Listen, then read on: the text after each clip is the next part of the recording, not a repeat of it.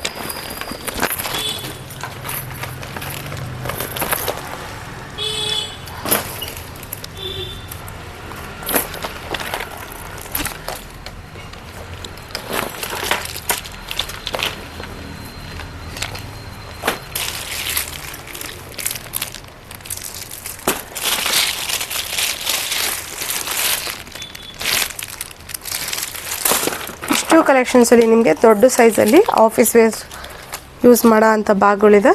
ಯಾರಿಗೆ ಬೇಕಂದ್ರೆ ಸ್ಕ್ರೀನ್ಶಾಟ್ ಹೊಡೆದು ಬೇಗ ಬುಕ್ ಮಾಡ್ಕೊಳ್ಳಿ. Thank you.